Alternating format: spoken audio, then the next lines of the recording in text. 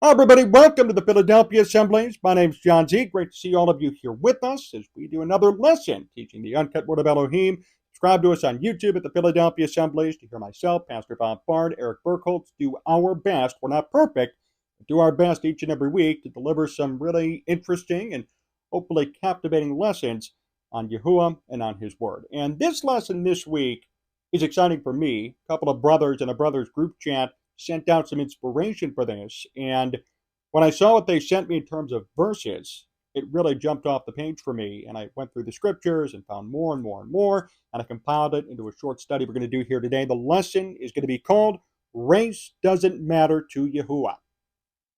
The lesson, Race Doesn't Matter to Yahuwah. Now, the brothers in the brothers group chat sent me this. This was the inspiration for the entire lesson. It comes from the Testament of Levi, chapter 2, verses 1 through 11. I'm going to read them to you, fixate on some specific points in there, then go to the scripture, or I should say the canon. I don't know if you subscribe to the Testament of Levi or not, or the Testaments of the 12 Patriarchs. I read Levi. It sounded great to me in terms of scripture, but to each their own. But I do want to read part of this because this inspired everything that we're going to be talking about here today. So here comes the Testament of Levi, chapter 2, verses 1 through 11. I, Levi, was born in Haran, and I came with my father to Shechem. And I was young, about 20 years of age, when with Simeon I wrought vengeance on Hamor for our sister Dinah. And when I was feeding the flocks in Abel Mall, the spirit of understanding of Yahuwah came upon me, and I saw all the men corrupting their way, and their unrighteousness had built for itself walls, and lawlessness set about towers. And I was grieving for the race of the sons of men, and I prayed to Yahuwah that I might be saved. Then there fell upon me a sleep, and I beheld a high mountain, and I was upon it. And behold, the heavens were opened, and an angel of Elohim said to me, Levi, enter. And I entered from the first heaven, and I saw there a great sea hanging. And further, I saw a second heaven, far brighter and more brilliant, for there was a boundless light also therein. And I said to the angel, Why is this so? And the angel said to me, Marvel not at this, for thou shalt see another heaven more brilliant and incomparable. And when thou hast ascended thither, thou shalt stand near Yahuwah, and shall be his minister, and shall declare his mysteries to men, and shall proclaim concerning him that he shall redeem Israel. And by you and Judah shall Yahuwah appear among men, saving every race of men. I'm going to read that last verse one more time. That was the inspiration. And by you, Levi and Judah, shall Yahuwah appear among men, saving every race of men. This is a commentary coming up here. Now, this statement is prophetic from the angel in the Testament of Levi. Yahusha, Jesus, descends from the tribe of Judah, but he does have some Levitical blood in him, considering that Yohanan the Immerser, John the Baptist, was his cousin and was a Levite. So this statement, when reading it, refers to both Levi in that moment and the beginning of the establishment of the Levitical priesthood and prophecies about Yahusha HaMashiach. It also demonstrates that all races have the opportunity to be saved. There are some sects out there, unfortunately, who are teaching that only certain people could be saved, depending on skin color, depending on just beliefs that really don't make any sense at times. I'm here to tell you that it doesn't matter what your skin color is. It doesn't matter what your race is, what your ethnicity is, what your cultural background is. Everybody has the opportunity to be saved. And it says it right here in the Testament of Levi. And believe it or not, it says this all throughout the scripture, which we're going to get to right now, starting with Titus 3:9. Paul, but keep away from foolish questions and genealogies, and strife and quarrels about the Torah, for they're unprofitable and useless. Genealogies. They're foolish, they're unprofitable, they're worthless. Culture does not matter in terms of Yahuwah. It does not matter where you came from, where you were born, what your skin color is, where you're from. None of that matters to him. What matters is your heart. 1 Timothy 2, verses 1 through 8. First of all, then I urge that petitions, prayers, intercessions, and thanksgiving be made for all men. Everybody, all men. Not certain people, all men. For sovereigns and all those who are in authority, in order that we lead a calm and peaceable life in all reverence and seriousness. For this is good and acceptable for Elohim our Savior, who desires all men to be saved, and to come to the knowledge of the truth. For there is one Elohim and one mediator between Elohim and man, the man, Messiah Yahusha, who gave himself a ransom for all, not some, for all, to be witnessed in its own seasons, for which I was appointed a proclaimer and an emissary. I am speaking the truth in Messiah and not lying, a teacher of the nations in belief and truth. So I resolve that the men pray everywhere. The men pray everywhere, all across the world, lifting up hands that are set apart without wrath and disputing. Galatians 3, verses 26 through 29. For you are all sons of Elohim through belief in Messiah Yahusha. For as many of you as were immersed into Messiah have put on Messiah. There is not Jew nor Greek, there is not slave nor free, there is not male and female, for you are all one in Messiah Yahusha. And if you are of Messiah, you are seed of Abraham and heirs according to the promise. You are all sons of Elohim through belief in Messiah Yahusha. If you have the Messiah and you know him, he was sent from YAHUAH, our Father, our Heavenly Father, then you have the opportunity to be saved. It doesn't matter what your skin color is. It doesn't matter what your background is. It doesn't matter what your culture is. It doesn't matter what your race is. Because what did it say in the Testament of Levi?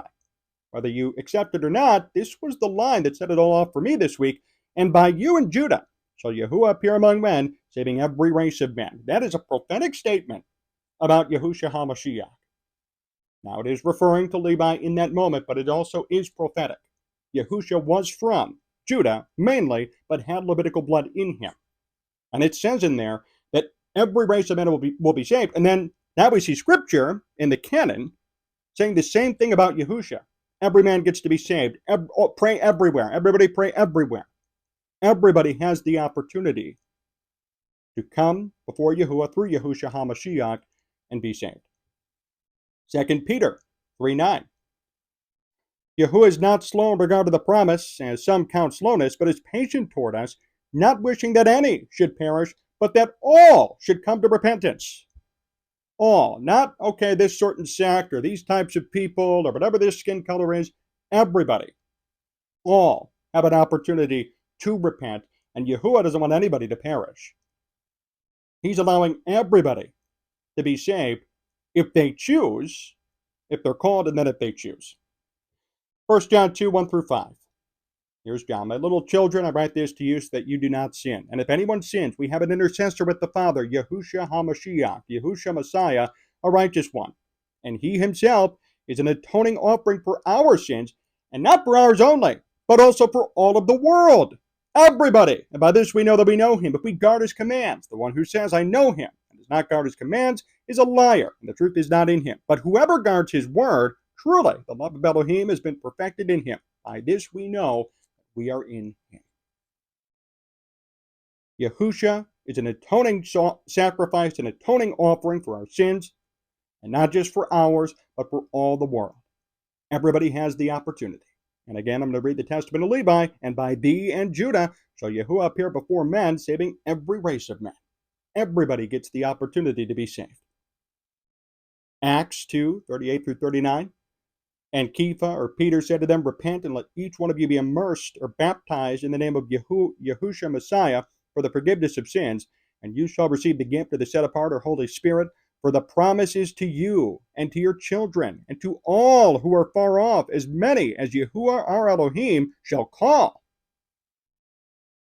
If you're far off, if you're called, doesn't matter what your background is, you have the opportunity to be saved. I'm going to read you now Acts 17, verses 22 through 31. This is really powerful from Paul. And having stood in the midst of the Areopagus, Shaul said, Men of Athens, I see that you are very religious in every matter, for passing through and observing the objects of your worship, they were worshiping idols, I even found a slaughter place with the inscription, to the unknown mighty one. That's what the inscription said.